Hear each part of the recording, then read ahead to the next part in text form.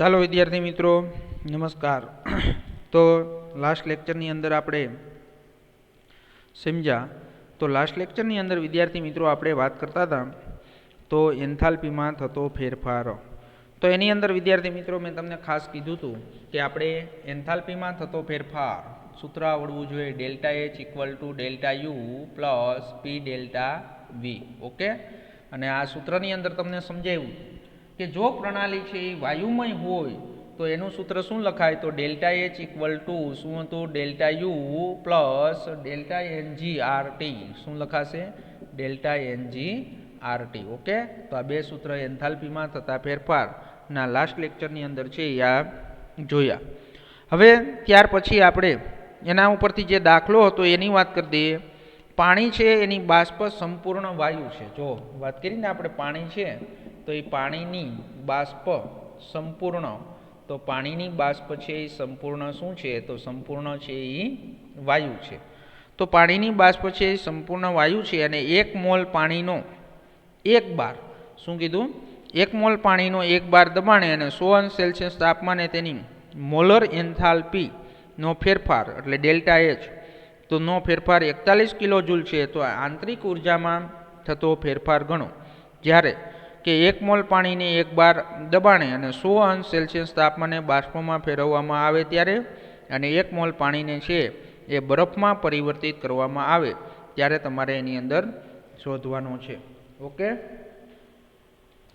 હાલો જો તો એ દાખલાની અંદર તમને છે એ બે કન્ડિશન આપી છે। તો એની અંદર પહેલી કન્ડિશનની અંદર કીધું છે કે પહેલી કન્ડિશન તમને શું કીધું છે તો પહેલી કન્ડિશન તમને કીધું કે પહેલું તમને કીધું છે કે 1 મોલ H2O લિક્વિડમાંથી શું થશે તો 1 મોલ H2O લિક્વિડમાંથી 1 મોલ H2O છે એ શું બનશે તો 1 મોલ H2O છે એ ગેસ બને છે। તો એની અંદર આપણે યાંત્રિક ઉર્જામાં થતો ફેરફાર ડેલ્ટા એચ આપેલું છે એટલે આપણે હમણાં જ સૂત્ર જોયું કે ભાઈ વાયુમય પ્રણાલી હોય તો મેં તમને કીધું આ સૂત્રનો ઉપયોગ કરવાનો જ્યાં delta U equal to delta H equal to delta U plus શું થશે ડેલ્ટા એનજી આરટી। ઓકે, હાલો તો એની અંદર હવે આપણે છે એ શું આપેલું છે મોલર એન્થાલ્પીનો ફેરફાર। તો મોલર એન્થાલ્પીનો ફેરફાર શું આપેલો છે આપને તો મોલર એન્થાલ્પીનો ફેરફાર એટલે ડેલ્ટા એચ છે એ આપણે શું આપ્યું છે તો ડેલ્ટા એચ તમને આપેલું છે 41 કિલો જૂલ શું આપેલું છે 41 કિલો જૂલ પ્રતિ મોલ। Okay, mole inverse. હાલો હવે આપણે એને સૂત્રનો કરતાં શું શોધવાનું કીધું છે ડેલ્ટા યુ શોધવાનું કીધું છે। તો ડેલ્ટા યુ શોધવાનું કીધું હોય તો શું થશે ડેલ્ટા યુ ઇક્વલ ટુ શું લખાશે તો delta U equal to delta H minus છે એ શું થઈ જશે ડેલ્ટા એનજી આરટી। તો delta H minus delta NG શું થશે આરટી। ઓકે, હાલો તો એની અંદર હવે તમને બધાને ખબર છે કિંમત જ મૂકવાની છે। તો ડેલ્ટા યુ ઇક્વલ ટુ છે ડેલ્ટા એચની કિંમત કેટલી 41 માઇનસ ડેલ્ટા એનજી એટલે તમને આગળ મેં કીધું હતું શું થશે તો ડેલ્ટા એનજી છે એ તમને બધાને ખબર છે કે પ્રક્રિયક છે એ શું થશે એનબી માઇનસ એનએ।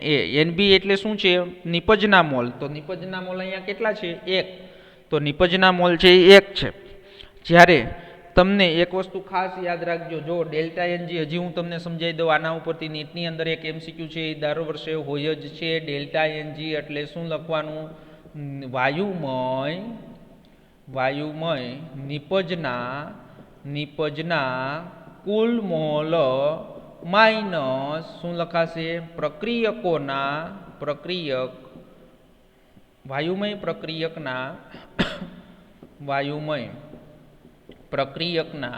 વાયુમય પ્રક્રિયકના કુલ મોલ।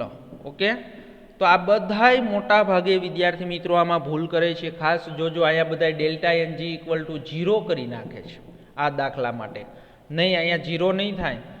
જો શું કીધું છે વાયુમય નિપજોના કુલ મોલ તમારે ટેક્સ્ટ બુકમાં લખી જ નાખજો ડેલ્ટા એનજી ઇક્વલ ટુ મેં ગુજરાતીમાં લખ્યું એવી રીતે।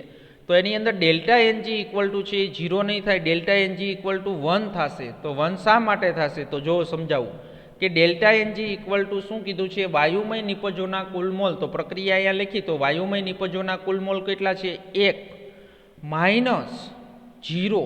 તો તમને એમ થાય સાહેબ અહીંયા 1 મોલ તો છે જ H2O લિક્વિડ, પણ જો અહીંયા શબ્દ લખ્યો છે વાયુમય પ્રક્રિયકના કુલ મોલ, વાયુમય પ્રક્રિયકના કુલ મોલ 0 છે કારણ કે અહીંયા H2O ના 1 મોલ છે પણ લિક્વિડ છે એટલા માટે શું થશે ડેલ્ટા એનજી 1 ખાસ આ ગણતા આવડવું જોઈએ હો.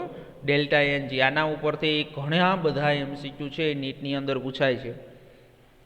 હાલો ડેલ્ટા એનજી શું થઈ ગયું 1.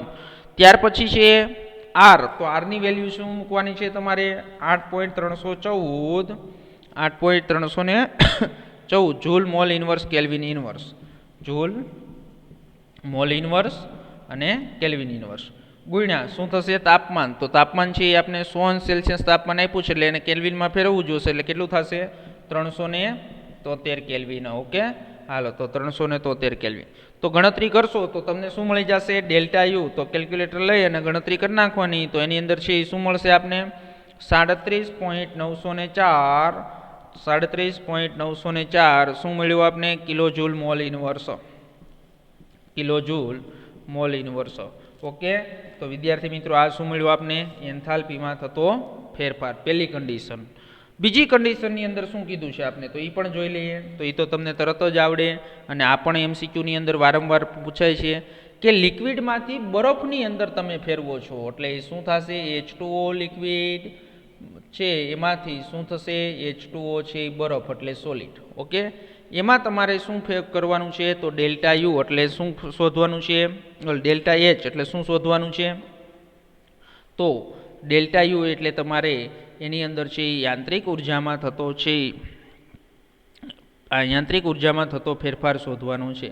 તો પહેલાં જ આપણે ગયા લેક્ચરની અંદર જ વિદ્યાર્થી મિત્રો વાત કરી હતી કે ઘન અને પ્રવાહી ધરાવતી પ્રણાલી માટે ડેલ્ટા એચ અને ડેલ્ટા યુ વચ્ચે તફાવત છે એ સાર્થક હોતો નથી. તો એની અંદર છે એની અંદર તમને ખબર જ છે કે જ્યારે છે એ શું થાય H2O લિક્વિડ હોય અને બરફ હોય સોલિડ હોય ત્યારે એની અંદર છે એના કદમાં છે એ ફેરફાર થતો નથી. તો કદમાં ફેરફાર થતો નથી તો એની અંદર તમને બધાને ખબર છે કે આપણે હમણાં જ વાત કરી કે ભાઈ delta H equal to delta U plus P delta V. હવે જો અહીંયા આ પ્રણાલી માટે પ્રક્રિયક અને નિપજો છે એ બધા કેવા છે સોલિડ અને લિક્વિડ છે. તો એની અંદર ડેલ્ટા વી છે એ કેવો હોય તો ડેલ્ટા વી છે એ તમને બધાને ખબર છે એના કદમાં ફેરફાર થતો નથી. તો ડેલ્ટા વી ઇક્વલ ટુ શું થઈ ગયું 0. તો ડેલ્ટા વી ઇક્વલ ટુ 0 એટલે શું થઈ જશે આ 0 પદ થઈ જશે. તો ડેલ્ટા એચ ઇક્વલ ટુ શું થઈ જશે ડેલ્ટા યુ. તો ડેલ્ટા યુ છે એ બીજા માટે શું મળશે તો જે ડેલ્ટા એચ આપેલું છે એ જ ડેલ્ટા યુ મળશે એટલે શું મળશે 41.00 kilo joule mall inverse. Okay વિદ્યાર્થી મિત્રો તો આ પણ એમસીક્યુ છે એ બોર્ડની પરીક્ષાની અંદર પૂછાય છે. સમજણ પડી ગઈ. હાલો ત્યાર પછી આપણે વાત કરવાની છે માત્રાત્મક ગુણધર્મ અને છે એ વિશિષ્ટ ગુણધર્મની વાત કરવાની છે. તો એ ટોપિક આપણે જોઈએ માત્રાત્મક ગુણધર્મ અને વિશિષ્ટ ગુણધર્મ. ચાલો વિદ્યાર્થી મિત્રો તો માત્રાત્મક ગુણધર્મ અને વિશિષ્ટ ગુણધર્મની આપણે વાત કરીએ. તો માત્રાત્મક ગુણધર્મ કોને કહેવાય અને વિશિષ્ટ ગુણધર્મ કોને કહેવાય તો એની અંદર એની નામની અંદર જ એની વ્યાખ્યા આવી જાય. માત્રાત્મક કે એવા પ્રકારના જે ગુણધર્મ હોય કે તેની માત્રા ઉપર આધાર રાખે અને વિશિષ્ટ ગુણધર્મ તો તેની માત્રા ઉપર આધાર રાખે ન હોય. તો વિદ્યાર્થી મિત્રો આ પણ આવડવું જોઈએ. તો ઉષ્માગતિશાસ્ત્રમાં માત્રાત્મક અને વિશિષ્ટ ગુણધર્મ વચ્ચે ભેદ કરવામાં આવે છે.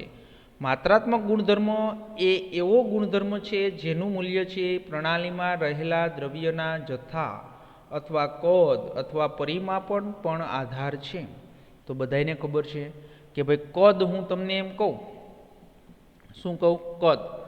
તો કદ છે એ કેવો ગુણધર્મ છે તો કદ છે એ માત્રાત્મક ગુણધર્મ છે. તમે છે એ શું થશે એની અંદર તમે 1 લીટર પાણી લ્યો તો એનું કદ 1 લીટર થાય, 2 લીટર પાણી લ્યો તો એનું 2 લીટર કદ થાય. તો એ દ્રવ્યનો જથ્થો છે એના ઉપર આધાર રાખે છે. તો ઉદાહરણ તરીકે તમને બધાને ખબર છે દળ.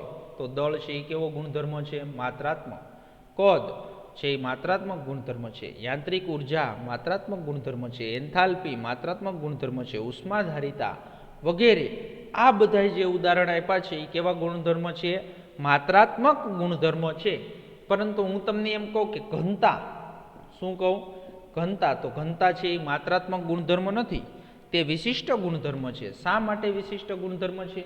તમે 1 લીટર પાણી લ્યો અને એની ઘનતા માપો તો એક જ થાય અને જ્યારે છે એ તમે શું કહો કે ભાઈ 10 લીટર પાણી લઈ અને તમે એની ઘનતા માપો તો એ એક જ થાય. તો એ જે શું થશે એની માત્રા ઉપર આધાર રાખતા નથી. તો એવા પ્રકારના જે ગુણધર્મો હોય એને કેવા ગુણધર્મ કહેવાય? વિશિષ્ટ ગુણધર્મ કહેવાય છે. તો એવા ગુણધર્મો છે કે જે હાજર દ્રવ્યના જથ્થા અથવા કદ અથવા પરિમાપ પર આધાર રાખતા નથી અને તેમને છે એ શું કહેવાય? તો તેમને છે એ વિશિષ્ટતાત્મક ગુણધર્મ છે એ ગુણધર્મ કહે છે.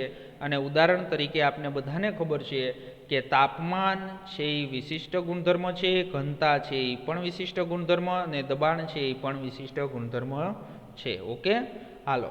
તો એની અંદર મોલર છે, તો એ મોલર ગુણધર્મ જેને XM નું મૂલ્ય છે એ 1 મોલ પદાર્થ માટે ધરાવતી પ્રણાલીનું છે એ માત્રાત્મક ગુણધર્મ છે એ X નું મૂલ્ય છે. અને જો N છે એ શું લેવામાં આવે? દ્રવ્યનો જથ્થો લેવામાં આવે તો XM એટલે શું છે? મોલર ગુણધર્મ. તો એના ઇક્વલ ટુ શું થશે? N બાર. તો જે દ્રવ્યના જથ્થાથી છે એ શું છે? તો જે દ્રવ્યના જથ્થાથી છે એ સ્વતંત્ર છે. તો જે દ્રવ્યના જથ્થાથી છે તો એ દ્રવ્યના જથ્થાથી શું થશે? તો દ્રવ્યના જથ્થાથી સ્વતંત્ર થશે. તો જે દ્રવ્યના જથ્થાથી સ્વતંત્ર છે, બીજા ઉદાહરણોની અંદર લઈએ કે મોલર કદ. શું લઈએ? મોલર કદ. તો મોલર કદ, મોલર ઉષ્માધારિતા. તો આપને એ ખબર છે કે માત્રાત્મક અને વિશિષ્ટ ગુણધર્મનો વચ્ચેનો ભેદ સમજીએ તો એની અંદર કે ભાઈ વી કદ ધરાવતા પાત્રમાં તો વાયુને છે એ ટી તાપમાને લઈએ તો આપણે જો એનું શું કરવામાં આવે? એક વિભાજન છે એ વિભાજન કરીએ જેથી કદ છે એ બંનેનું શું થઈ જશે? અડધું થઈ જશે. તો એ આકૃતિમાં હમણાં સમજાવું તમને. તો હવે દરેક ભાગને કુલ કદથી છે એ V/2 હશે, પરંતુ તાપમાન તો છે એ શું રહેશે? સમાન જ રહેશે. આથી સ્પષ્ટ થાય છે કે કદ છે એ માત્રાત્મક ગુણધર્મ છે અને જ્યારે તાપમાન છે એ શું ગુણધર્મ છે? તો તાપમાન છે એ વિશિષ્ટ ગુણધર્મ ધરાવે છે. ઓકે, તો વિદ્યાર્થી મિત્રો એ તમને આખું સમજાવું કે ભાઈ આપણે આ એક છે એ પાત્ર લીધું છે. શું લીધું છે આપણે? એક આ પાત્ર. તો આ પાત્ર જે છે એ પાત્રની અંદર તમને ખબર છે કે 1 મોલ છે એ શું ભરેલું છે? તો 1 મોલ છે એ આદર્શ વાયુ ભરેલો છે અને એનું કદ છે એ કેટલું છે? તો એનું કદ છે એ V જેટલું છે, એટલે એનું કદ V આપ્યું છે. અને એ પ્રણાલીનું તાપમાન છે તો તાપમાન શું આપ્યું છે? T આપેલું છે. હવે આ પાત્રના તમે બે એક સરખા અહીંયા શું કરી નાખ્યા? આપણે ભાગ પાડી નાખ્યા. શું પાડી નાખ્યા? ભાગ. એટલે વચ્ચે છે એ તમે એક આડી દિવાલ કરી નાખી. તો હવે તમને ખબર છે કે આ એક ભાગ પાડ્યો અને આ એક બીજો ભાગ પાડ્યો. તો આ પાત્રનું કદ છે એ મારે કેવું હોય? વાયુનું કદ છે તો વાયુનું કદ મારે શું કહેવાશે? V/2. અને આનું પણ છે એ કદ મારે કેવું હોય? તો શું કહેવાશે? V/2. પણ બંનેના તાપમાન છે એ કેવા રહ્યા? તો તાપમાન છે એ સરખા છે. તો એની અંદર કદ છે એ કોના ઉપર આધાર રાખ્યો? દ્રવ્યના જથ્થા ઉપર આધાર રાખ્યો. તો કદ છે એ શું છે? તો કદ છે એ માત્રાત્મક ગુણધર્મ છે અને જ્યારે તાપમાન છે એ અચળ રહ્યું તો એ ગુણધર્મ છે એ કેવો છે? તો એ વિશિષ્ટ ગુણધર્મ છે. ઓકે વિદ્યાર્થી મિત્રો, ખબર પડી ગઈ? હાલો, તો એની અંદર છે એ આપણે આ કોની વાત કરી? માત્રાત્મક ગુણધર્મ અને વિશિષ્ટ ગુણધર્મની છે એ વાત કરી. હવે ત્યાર પછી આપણે શું સમજવું છે? ઉષ્માધારિતા સમજવું.